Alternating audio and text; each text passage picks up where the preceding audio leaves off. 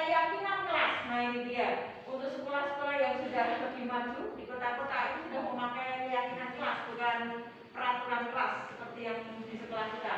Hukuman dan penghargaan, kemudian ada 5 kebutuhan dasar manusia dan 5 posisi kontrol. Yang terakhir adalah tentang segitiga restitusi. Mari kita bahas satu persatu.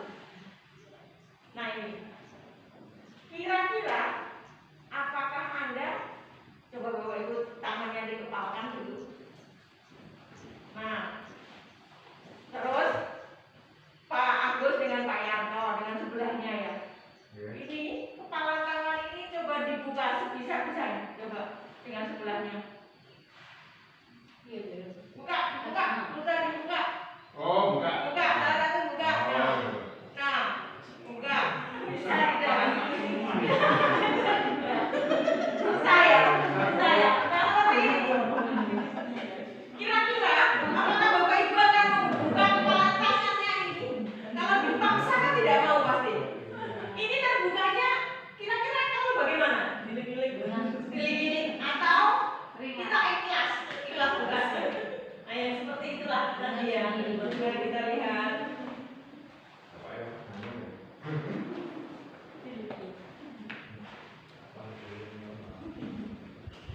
Inilah hubungannya dengan kenapa tadi saya minta salah satu membuka, kemudian berusaha untuk membuka kepala tangan temannya. Anggap saja yang pegang kepala tangan ini adalah murid kita, kemudian yang berusaha membuka adalah kita. Prinsipnya, sekuat apapun kita memaksa, sebenarnya siswa tidak akan nurut. Mereka mau membuka ketika itu adalah keinginan intrinsik dari dalam diri mereka sendiri. Itu ada teorinya William Glasser. Ilusi guru mengontrol murid. Jadi kalau guru mengontrol murid itu hanya ilusi sebenarnya. Tidak akan pernah benar-benar terjadi. Tidak akan bisa seperti itu. Ini, kita tidak dapat memaksa murid untuk berbuat sesuatu jika murid tersebut memilih tidak untuk melakukannya. Nah, tapi kok banyak siswa yang nurut? Kalau banyak siswa yang nurut itu karena mereka membiarkan dirinya untuk kita kontrol, untuk dikontrol oleh gurunya. Jadi siswa-siswa yang nurut itu karena mereka membiarkan dirinya. Ya, saya percaya kepada Bapak Ibu guru saya, makanya saya biarkan untuk dikontrol. Dan seperti itulah seharusnya kita. Teori kontrol menyatakan bahwa semua perilaku memiliki tujuan, bahkan terhadap perilaku yang tidak disukai. Kita lanjutkan.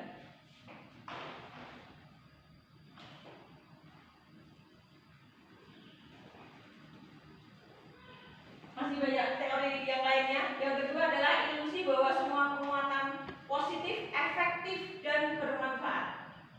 Penguatan positif atau bujukan adalah bentuk-bentuk kontrol. Segala usaha untuk mempengaruhi murid agar mengulangi suatu perilaku tertentu adalah suatu usaha untuk mengontrol murid tersebut.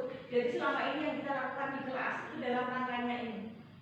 Tapi tujuannya adalah positif, sehingga kalau kemudian banyak siswa yang mengikuti kita itu karena penguatan positif dan bermanfaat. Sehingga memang dalam sistem pendidikan tujuannya adalah ini, penguatan positif yang efektif.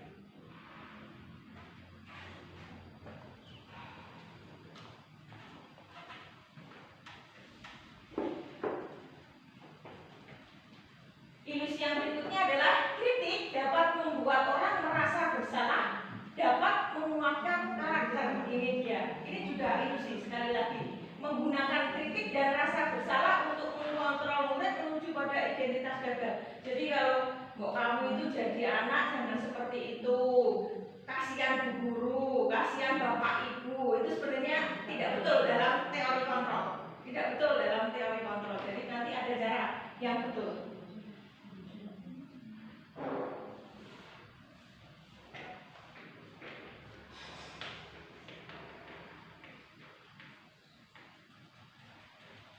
Apalagi ini, ilusi bahwa orang dewasa memiliki hak untuk memaksa.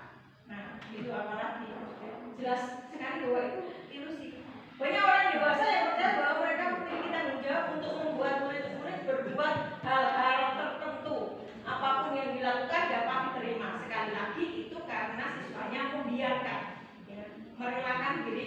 kontrol.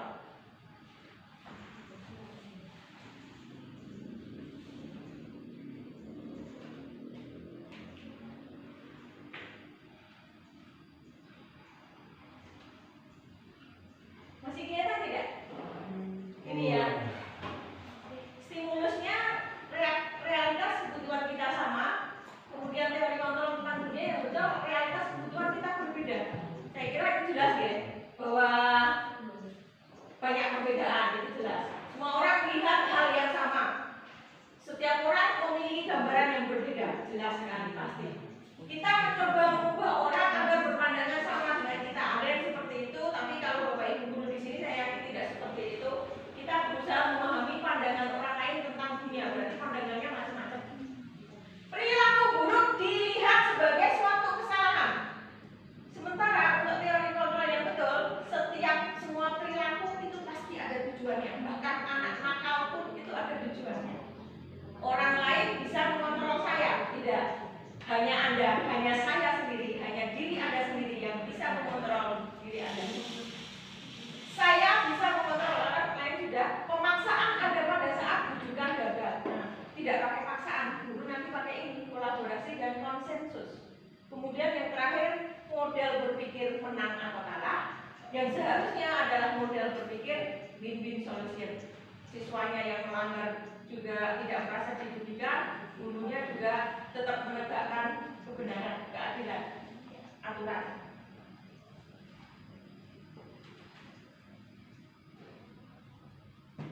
Nah ini dia, sekarang ada pemantik. Pemantik pertanyaannya, bagaimana cara membuat murid disiplin? Bagaimana cara membuat murid disiplin? Ada yang bisa berpendapat? Bulan Siza? Memberikan edukasi bahwasanya disiplin itu penting untuk diri sendiri, baik itu di dalam kehidupan sehari-hari ataupun di rumah. Ya, pemahaman, memberikan pemahaman, betul. Siapa yang bisa mendisiplinkan murid? Dari tadi? Teori kontrol tadi? Berarti sebenarnya diri mereka sendiri, guru hanya sebagai stimulusnya saja. Terus, apakah guru bisa mendisiplinkan murid atau kepala sekolah atau orang tua? Kembali lagi, kalau teori kontrol tadi berarti kembalinya ke siswa, kita hanya sebagai stimulusnya.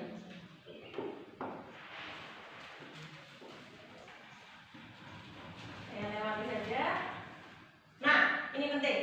3 motivasi perilaku manusia. Ini hubungannya agar kita memahami kenapa siswa melanggar. 3 motivasi murid. Manusianya kita sebut saja murid ya. Menurut bukunya Diana Goshen itu, Restructuring School Discipline, ada 3 alasan motivasi perilaku manusia. Yang pertama, untuk menghindari ketidaknyamanan atau hukuman.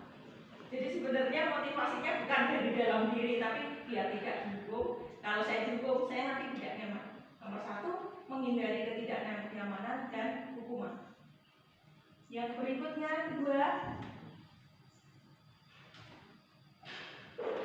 untuk mendapatkan imbalan atau penghargaan dari orang lain. Ini mungkin kalau dari diri kita sendiri levelnya di sini. Levelnya di sini ya. Untuk mendapatkan bukan imbalan uang atau apa, tapi agar dihargai. Oh, guru itu disiplin. Oh, saya disiplin. Oh, saya sergap. Oh, saya itu termasuk di kategori. Barangkali kita sebagai guru juga banyak masih di level ini.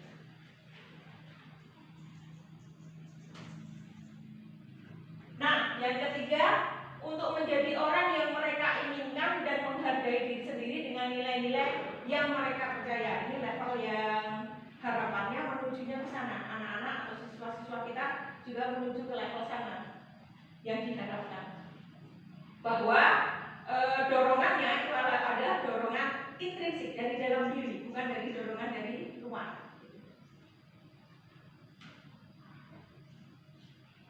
Sekarang menurut Anda dari ketiga jenis motivasi tersebut, motivasi manakah yang saat ini paling banyak mendasari perilaku murid-murid di SMA Negeri Kerjo? Satu, Pak Agus. Satu. Kenapa Pak Agus? Kan dia tidak dihukum. gitu.